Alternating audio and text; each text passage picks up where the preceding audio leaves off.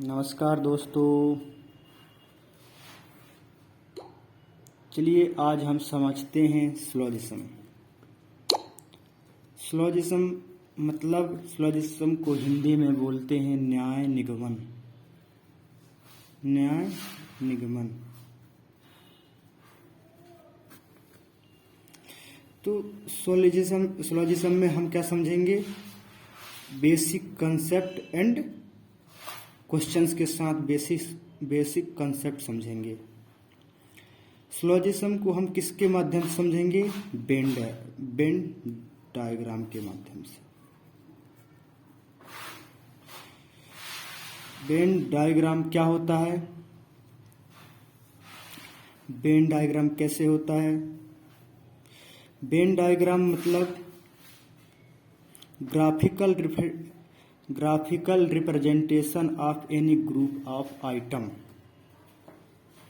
Graphical representation of any group of item. तो चलिए हम डायरेक्ट क्वेश्चन से समझते हैं। क्वेश्चन के साथ साथ कंसेप्ट पे भी फोकस करेंगे। जैसे हम पहला क्वेश्चन लेते हैं। न्याय निगमन में दो केस, पहला जो स्टेटमेंट होता है एंड दूसरा कंक्लूजन। तो स्टेटमेंट, जैसे स्टेटमेंट क्या है? All pens are paper. तो पहले हम क्या लेते हैं? Single statement.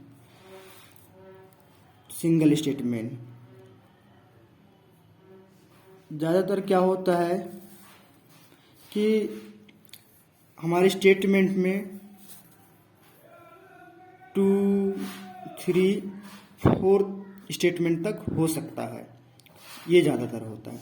बट अभी हमको कंसेप्ट समझना है, इसलिए हम सिर्फ सिंगल स्टेटमेंट पे क्वेश्चंस लेते हैं और समझते हैं।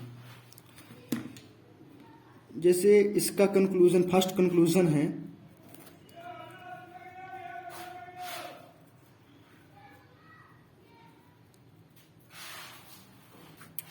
इसका first conclusion, some pens are paper. Some pens are paper. Second is some paper are pen. Some paper are pen. Then third है इसमें some paper are not pen. Some paper are not pen. And fourth one है no pen is paper. No pen is paper. अब ये हमारे क्या है? Conclusion. अब हमको जब भी क्वेश्चंस करने होते हैं तो क्वेश्चंस में क्या हो सकता है? कंक्लूजन क्या हो सकते हैं? पहली बात ये कि जो कंक्लूजन होता है वो फॉलो होता है। फॉलो मतलब कि ट्रू, जो 100% करेक्ट है, राइट। जो हमारे स्टेटमेंट होता है कुछ पॉसिबल केस होते हैं, है ना।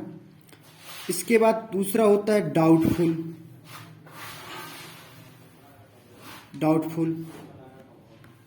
जिसको हम पॉसिबल केस कह सकते हैं। Possible of occurrence.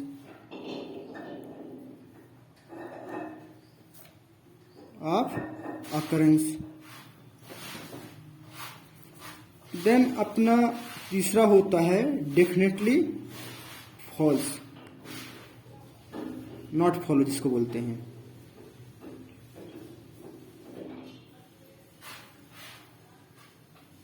फॉल्स।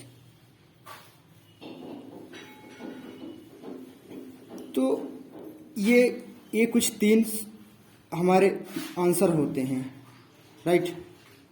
जैसे कि मैंने आपको बताया। तो जैसे बेंड, अब इसको हम बेंड डायग्राम पे रिप्रेजेंट करते हैं। तो स्टेटमेंट क्या है, ऑल पेन्स आर पेपर, मतलब ऑल पेन, तो होल पेन मतलब ऑल, ये क्या है, पेन है। अब पेन के अंदर क्या आ जाएगा, सॉरी, पेन पेपर के अंदर, क्योंकि ऑल पेन्स आर पेपर हैं, तो हम पेन को अंदर और पेपर को बाहर। तो ये क्या हुआ हमारा, ऑल पेन्स आर पेपर। तो हम न्याय निगमन को वेन डायग्राम के थ्रू समझते हैं, और भी मीडियम में समझने के, बट हम क्या करते हैं, इजीएस्ट वे को लेके चलते हैं। ये ज़्यादातर हमारे लिए क्या होता है, आसान होता है।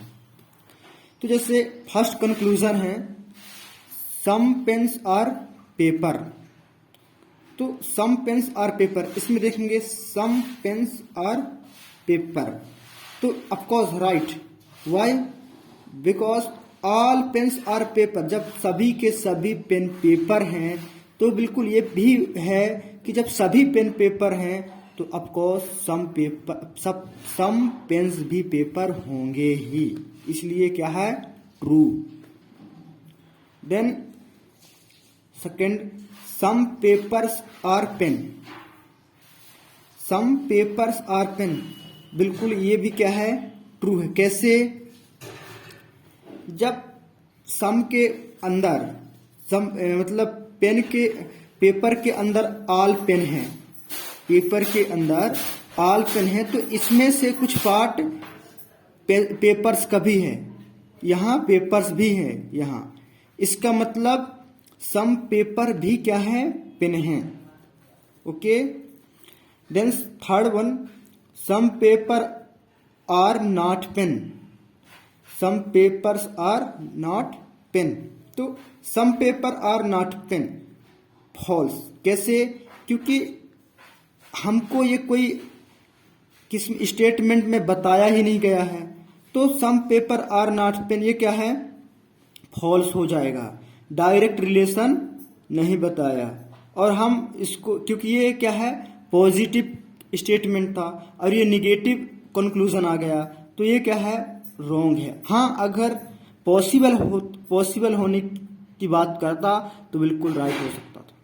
Then no pen is paper, no pen is paper, तो जब नो पेन इज पेपर, जब पेन सारे के सारे पेपर के अंदर हैं, जब पेन सारा पेन पेपर के अंदर है, तो हम ये कैसे कह सकते हैं कि